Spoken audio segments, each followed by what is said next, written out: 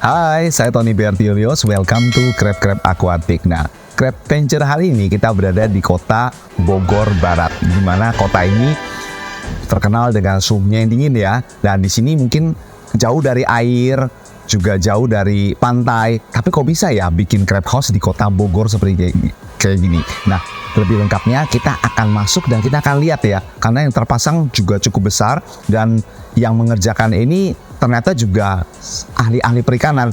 Lebih lengkapnya, ayo kita masuk. Oke, nah kita udah masuk dalam ruangannya. Mengingat di kota Bogor ini kan hawanya dingin ya, jadi ruangan ini dibuat lebih kedap sehingga suhu diatur sedemikian rupa supaya tetap hangat atau suhu di atas 27 derajat. Karena kita tahu ya, kepiting kalau suhunya di bawah 27 derajat atau bahkan di 25 itu pertumbuhannya pasti tidak bagus. Nah, kita mulai masuk, kita akan review karena ini filter nih, kita masuk ke filter dulu nih. Ayo. Nah, di sini filter, teknologi filter yang dia gunakan sama seperti yang biasa teman-teman sudah lihat ya, yaitu kapasitas 400 tapi udah dimodifikasi dengan menggunakan tambahan sistem Caltmus. Nah, Caltmus ini kalau kita ngomong adalah satu sistem filter yang di saat ini teknologinya yang paling baik ya, di atas sama Biobal. Jadi cuma untuk bikin Caltmus ini harus ada tambahan effort, yaitu menambah aerator atau pompa supaya dia punya biji-biji dari atau Caltmus ini dia harus bisa bersirkulasi. Jadi kalau Anda pasang Caltmus tidak dibikin sirkulasi seperti ini, itu percuma. Jadi harus kasih seperti ini. Nah, ini yang benar ya. Jadi Caltmusnya harus berputar, karena dengan dia berputar gini dia bisa mengikat amoniak, nitrat dan nitrit. Kemudian dilengkapi sama kanang jahe, oyster, UV dan pompa seperti yang teman-teman mungkin sudah pasti tahu ya. Nah, kapasitas pompanya cukup untuk menghandle sampai 320 box ya. Nah, ini 320 box ini. Kita lihat nih, ini warnanya biru semua, ya, warna biru semua. Kita lihat ini areanya. Yang area sini ini 60 cm. Jadi agak sempit sih. Ini area sini agak sempit, 60 cm ya. Kalau 60 cm menurut saya sih terlalu sempit. Mungkin lebih saran saya ke 80 cm. Sedangkan yang ini berarti ini 90 cm. Ya, ini 90 cm. Lebih luas ya. Ini juga kalau Anda lihat panjang 10, tingginya 1, 2, 3, 4, 5. Yang sini ada dilebihkan 6. Jadi paling ideal tuh sebenarnya setinggi ini nih sampai ke 6. Kalau yang sini 5 bisa tambah 1 lagi ya. Di sini ada beberapa yang diproduksi ya, mana ya?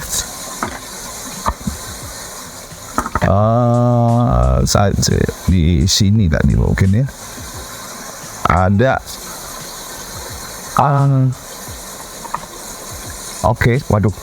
Tapi harus ada stick ini. Bisa pinjam stick nggak? Oke, ini ada stick. Mana ya? Oke. Ini tidak terlalu besar. Kalau kita lihat ini sudah mau molting. Ya. Ini sudah mulai buka, ini sudah mau molting.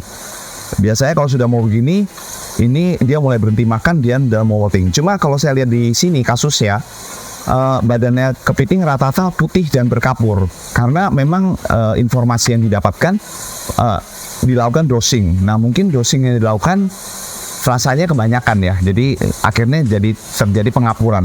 Nah, penggunaan dosing untuk kalsium karbonat itu sebaiknya dilengkapi dengan magnesium. Jadi kalau kalsium terikat sendiri tanpa magnesium itu nggak bisa diikat dengan sempurna. Nah, beberapa teman itu menggunakan kalsium dengan memberikan, dalam arti diaduk ya, terus memberikan. Itu bisa terjadi namanya kebanyakan kalsium ya. Saran saya sih, Anda bisa menggunakan teknik namanya titrasi. Titrasi jadi menggunakan satu botol, diaduk, hanya diteteskan, dibikin 2 atau 3 tetes per detik. Nah, mungkin lebih lengkapnya kita nanti akan bikin satu video khusus deh mengenai how to dosing dengan cara titrasi. Oke, di sini kebetulan waktu saya tanya ini habis dipanen, ada sistem pengemukan panen. Cuma kendala yang terjadi di sini dari yang kita bicarakan tadi, tapi nanti kita akan bicara juga, yaitu kepiting untuk bikin soka seringkali gagal molting. Nah, itu mungkin karena dosingnya kelebihan, itu bisa juga mengakibatkannya. Jadi bukannya kepitingnya bisa molting dengan baik, tapi malah pengapuran. Tapi nanti kita ketemu orangnya deh, lebih seru ya. Oke, kita kembali ke area sini dulu sedikit, mungkin biar semua terekam dengan baik. Ya, jadi ini juga Ini tinggi 6. Oh iya, kalau Anda lihat sini, ini ada lampu-lampu pijar nih. Nah, lampu pijar ini digunakan kalau pada malam hari, pada saat suhu dingin. Jadi kalau sampai suhunya lagi dingin-dinginnya, kan kita tahu di Bogor ini kan suhunya dingin ya. Jadi lampu pijar ini sebagai konsep pemanas ruangan, kayak kita bikin tetas ayam ya, tetas ayam.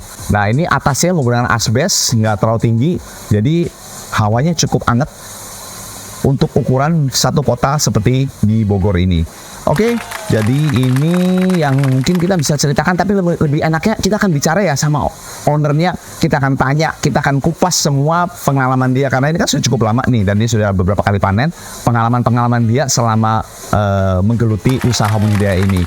Ya, jangan lupa teman-teman, sebelum saya ketemu, share, like, and subscribe channel ini. Karena dengan Anda mensubscribe, itu akan membantu kita memberikan informasi yang lebih menarik. Oke, habis ini kita akan ketemu orangnya. Let's go!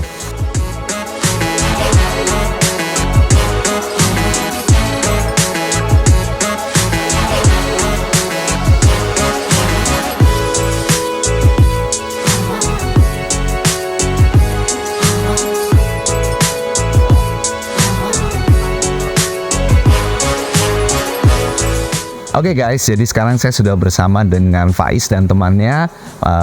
Dia ini adalah mereka adalah orang yang menjalankan usaha vertical crab house-nya ini. Nah, kebetulan mereka ini background-nya dari perikanan loh, keren ya. Jadi ya, saya juga dari perikanan, jadi cukup berbangga bahwa ada rekan-rekan dari perikanan yang juga mengembangkan usaha budidaya kepiting ini, supaya usaha budidaya kepiting ini nggak cuma menjadi teknologinya cuma begitu-begitu aja. Jadi kita butuh banyak sekali orang-orang, apalagi yang memang punya expert di bidang perikanan, untuk terus mengembangkan supaya budidaya kepiting ini bisa maju secara teknologi, informasi, maupun hal-hal lainnya. Oke, saya nggak berlama-lama, kita akan berkenalan ya dengan ini Faiz. Boleh mengenalkan diri dong? Oke, saya Faiz dari IPB, dari jurusan budidaya perikanan, dan ini teman saya. Halo, jadi di sini nama saya Rizky Saleh, biasa dipanggil Aris. Saya juga temannya Faiz dari IPB University di fakultas yang sama, Fakultas Perikanan dan Ilmu Kelautan.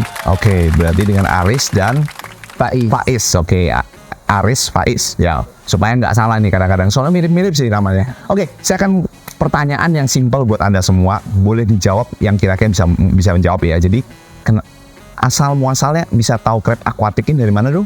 Oke, mungkin dari saya dulu ya jawabnya. Boleh, silakan. Jadi crab aquatic ini, crab house ini kita mengenalnya itu dari pelajaran di kuliah awalnya itu. Oh, di kuliah ada nih cerita tentang crab house gini? Betul, ada ya. Jadi di kampus kami IPB itu juga sudah mengusung inovasi seperti ini. Oh, oke. Ada di IFMOS Ancol itu juga ada apartemen kepiting. Yes. Nah itu dari situ dosen kami membawakan ruang kelas. Kemudian dari situ juga kita jadi kenal, oh ternyata ada ya apartemen kepiting. Gitu. Oh, ini satu informasi menarik bahwa ternyata di IPB vertical crab house sudah menjadi satu mata kuliah ya. Betul ya gitu ya. Oh, oke ya. Selain itu kan dari IPB nih. Terus dari crab aquaticnya tahu dari mana? Nah, mungkin apa nih? Informasi dari mana nih crab aquatic? Mungkin kalau dari aku gini sih, kalau misalnya kita dari YouTube sih dari YouTube, oke. Lihat di searching gitu, kayak budidaya kepiting kan biasanya tuh ada yang di kolam-kolam. Aku kayak, wah ada nih yang bisa di tengah kota, dilihat.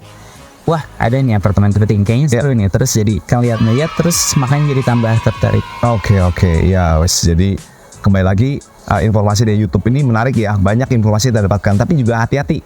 Sekarang ini banyak sekali informasi yang juga salah ya, karena ya kita harus bisa membedakan orang yang bisa memberikan informasi yang benar sama informasi yang sekedar informasi, dan kita tidak bisa pertanggungjawabkan dia punya hasilnya gitu kan. Jadi ini kita juga sering mengalami kendala, mereka dapat informasi dari YouTube itu ngikutin ternyata salah, tapi ada juga yang benar. Jadi harus milih ya. Oke, yang pertanyaan yang kedua yang saya ingin tanyakan adalah ini dari perikanan nih. Iya.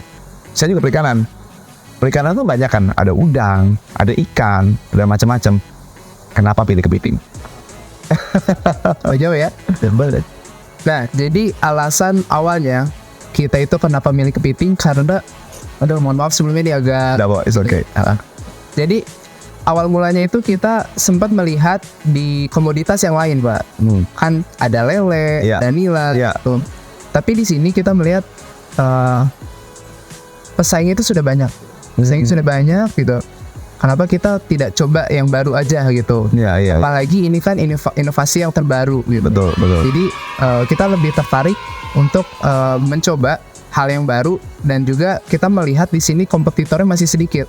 Apalagi di Bogor ini sepertinya kita belum nemu lagi gitu. Ada yang menggunakan sistem apartemen kepiting ini gitu. Sebenarnya Bogor ini bukan sesuatu tempat yang ngomong ideal, bukan loh, karena kan jauh dari laut. Betul. Kemudian tidak ada sumber kepiting. Sebenarnya begitu. Ya. Tapi namanya teknologi kan harus bisa breakthrough lah, menerobos batas kan gitu. Yes. Kan? Ya, apalagi Anda ada calon sarjana perikanan yang harus bisa memberikan informasi dan mempelajari segala sesuatunya dari hal yang paling sulit kan gitu kan. Iya. Kalau yang mudah aja bisa kan, apalagi ya yang sulit gitu kan. Oke. Nah, kalau Anda sekarang saya tanya nih, kan sarjana perikanan nih. Berarti kan banyak dong baca literatur. Susah nggak mencari informasi tentang kepiting? Oke. Nah, ini jawaban yang seru nih.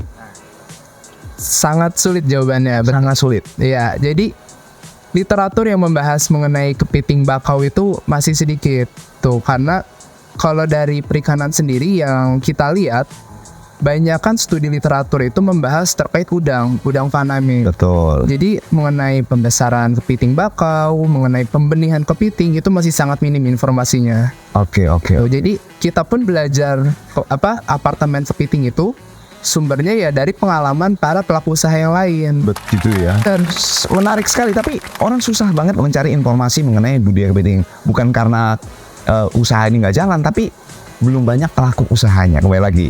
Jadi kalau saya ngomong ini usaha yang menarik dan saya sangat appreciate banget buat anda-anda yang masih muda gini mau mengembangkan, karena sangat dibutuhkan pengembangan dan banyak sekali hal-hal yang masih bisa dikembangkan dari usaha ini gitu ya. Oke. Kan udah jalan nih ya, hampir 2 bulan. Ini hampir 1 tahun kebetulan, Pak. Suka duka nih. Nah ini nih, kalau saya salah paham kan pasti ada sukanya, dukanya dong. Iya, Betul. betul, Pak. Yap. Dari bayi semakin inget. Oke. Paling gini sih, kalau misalnya suka dulu ya. Sukanya dulu. Tuh kalau misalnya ngomong ke teman-teman tuh kayak, ada apa nih? Kan biasa kita bikin konten juga tuh di Instagram. Iya. Kayak nanya, ini di mana Is? Di rumah, gitu kan. Kayak, di rumah, terus pada datang terus kayak, wah, pada melihat, pada suka kan. Iya. Emang dari kepiting virtual crab house sendiri kan masih sangat minim Betul, ya. informasinya. Orang-orang tuh kayak pada masih cari tahu nih kayak ini sebenarnya kayak gimana sih, dan dikit juga orang yang pernah melihat kepiting langsung masih hidup.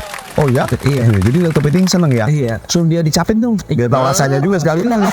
Kita Sudah kena. dicopit ini. Oh, jadi sudah sah ya? Sudah sah ya, dicapin kepiting sudah sah. Oke, official. Ini sukanya nih. Iya. Ada lagi sukanya? Jadi betul tadi kata Pak Tony juga, karena memang masih minim ilmu, kita jadi banyak belajar dari mengembangkan usaha apartemen kepiting ini. Jadi kita banyak tahu, banyak belajar, praktisi kita dapat gitu. Itu lebih ke sukanya sih gitu. Sukanya, oke. Jadi kita dapat hal-hal baru lah ya. Gitu. Untuk duka, wah itu tentu saja adalah gitu ya, namanya perikanan gitu, pasti kita berhubungan dengan organisme gitu ya, pasti banyak dukanya. Jadi tadi benar yang dikatakan Pak Tony, ini kan jauh ya dari pesisir ya. Pesisir, benar. Otomatis kita untuk mendapatkan air laut itu sulit. Betul. Jadi mau tidak mau kita itu harus menggunakan garam laut buatan kan, artificial seawater. Oke. Jadi kendalanya itu adalah biaya. Betul. Kita harus membuat air laut buatan. Betul. Satu itu. Kemudian karena ini jauh juga dari jauh dari air laut, kandungan air mungkin ya, kandungan airnya itu tidak sama seperti yang di laut. Otomatis di gunung dan laut hal yang berbeda ya. Ya, betul. Jadi kita harus mengdos mineralnya sendiri gitu. Oke. Menyediakan mineralnya sendiri untuk kebutuhan si kepiting. Betul. Gitu. Mungkin Selama ini dosing ada diukur Kan kalau saya tadi sempat ngomong ya, kan cuma ditimbang waktu dosing ya. Iya. Hasil dosingnya ada diukur nggak? Nah, kita tuh sebenarnya ngukur, cuman karena kita belum tahu dos yang pasnya itu berapa, jadi kita pasti kayak pakai feeling, Oh, pakai feeling itu. Oke, ini mungkin sebuah saran saya, banyak sih alat kalau untuk cairan untuk cek kalsium dan magnesium ya, bisa dicari di online shop ya. Sebaiknya diukur. Nah, sekali informasi juga untuk kepiting itu dia butuh kandungan kalsium di angka 1000. 1000. Tapi kalau di alat ukur tuh biasa ada parameternya, dia kasih ini ya, yang aman segini nih gitu loh. Nah, biasanya kalau parameter yang di alat-alat itu kan untuk akuarium laut ya. Jadi untuk terumbu. Jadi biasanya dari yang terumbu itu kita turunin dikit, karena kalau terumbu kan lebih tinggi lagi dia butuhnya kalsium ya gitu loh. Nah, itu saran dari saya. Dan mungkin tadi saya ada ngomong juga masalah pakai teknik ini titrasi supaya tidak terlalu kebanyakan gitu loh. Karena gini, kepiting butuh kalsium. Tapi kalau kebanyakan bukannya jadi diserap tapi jadi pengapuran. Itu satu. Dan kedua, ingat kalsium dan magnesium itu adalah pasangan. Biasanya perbandingannya gampang-gampangnya kalau kalsiumnya 2 bagian, magnesiumnya minimal 1 bagian. Nah, itu juga. Ini sambil kita berbagi juga sama teman-teman ya gitu loh. Oke, apalagi nih? Ketutup. Mungkin apalagi ya? Oh, ini karena ini di Bogor ya, teman. Jadi di Bogor itu kan suhunya bisa Dingin. turun gitu. Jadi ketika panas siang itu panas banget, terus juga ketika malam dingin bisa dingin banget. Iya. Itu kita harus mengatasi fluktuasi suhu itu. Makanya di sini kalau Pak Tony lihat ya, ruangannya itu kita buat tertutup. Betul. Jadi Tapi kita mungkin juga harus kasih jendela ya. Berarti kalau pas siang kepanasan bisa dibuka jendela. Karena kalau malam relatif nggak mungkin panas ya. Iya. Masih dingin ya. Masih dingin. Tapi kalau siang kayaknya sirkulasi udara perlu tambah. Karena ini jujur saya lihat kan cuma pintu ya. Kalau ada jendela mungkin lebih baik supaya gini udara bisa ngalir. Oh. Ya kalau gini kan nggak bisa ngalir gitu loh. Jadi kalau ada ini, ada satu yang untuk buka untuk supaya ada flow udara, terutama siang hari lah ya. Juga supaya gini, karena kalau dalam sistem vertikal kan penguapannya gede, jadi kelembapannya tinggi. Juga nggak bagus juga kalau terlalu tinggi kelembapannya. Jadi ada sirkulasi udara supaya waktu siang dia bisa buang kelembapan udara yang tertumpuk di dalam ruangan. Nah ini sekarang. Jadi tadi saran saya untuk ini beli suhu ruang. Alat ukur suhu ruang yang ada tingkat humidity-nya. Baiknya berapa? Harusnya di angka 50 udah cukup lah. Itu sudah lembab banget bahasanya kan gitu ya. Oke. Suka duka sudah ya. Mungkin yang saya mau tanyakan terakhir adalah harapannya nih, Anda sebagai praktisi dong sekarang ya, praktisi, dan Anda sebagai ibaratnya apalagi mahasiswa di perikanan, harapannya apa nih untuk bisnis vertical crab ke depannya? Oke, dari Aris dulu ya. Jadi kalau harapannya sih, oke, sedikit biar enak. Oke. Harapannya sih dari apartemen crab ini bisa berjalan secara maksimal. Kemudian juga kita bisa mengembangkan ke arah pembenihannya, Pak. Karena pembenihannya tuh belum ada ya kalau saya lihat. Masih minim sekali. Betul. Karena kalau kita terus mengambil dari tangkapan alam kan stok terbatas ya. Betul. Jadi harapannya kita bisa mengembangkan lebih jauh lagi juga, dan ya bisa meraup pasar yang lebih luas lagi untuk kepiting bakau ini. Itu harapan saya. Oke, ini satu ide yang luar biasa dari anak-anak perikanan ITB nih. IPB. Institut Pertanian Bogor. Oke. Oke, jadi ini yang kita bisa saling tukar pikiran, baik suka duka, pengalaman antara dengan Aris dan Faiz. Jangan lupa mungkin bisa dibantu juga untuk subscribe di channel kami, karena dengan subscribe Anda akan mendapatkan informasi update mengenai perkembangan budidaya kepiting. Juga bisa di follow di Instagram kita di Crab Aquatic, TikTok kita Tony Bertio 77. Mungkin ada Instagram atau YouTube yang mungkin bisa di-share biar teman-teman bisa ikut subscribe. Apa nih? Oke, jadi kita juga ada Instagramnya teman-teman, itu di Wanna Crab. Wanna Crab. Nah, nanti dikasih di bawah sini. Instagram Wanna Crab itu baru itu saja sih. Itu ya. Untuk YouTube-nya belum ada? Belum ada. Oke, ya semoga bisa kalau dapat informasi saling berbagi. Karena dengan begini teman-teman yang mungkin mau belajar bisa saling belajar. Jadi ibaratnya gurunya banyak. Yang penting gurunya benar-benar gitu. Kalau gurunya salah juga nanti salah juga. Kalau saya yakin Aris dan Faiz dengan pengalamannya di sekolah dan punya background sekolah, saya yakin informasi yang disampaikan akan berbaik dan bermutu. Oke, sampai jumpa di Crab Venture berikutnya. And Crab.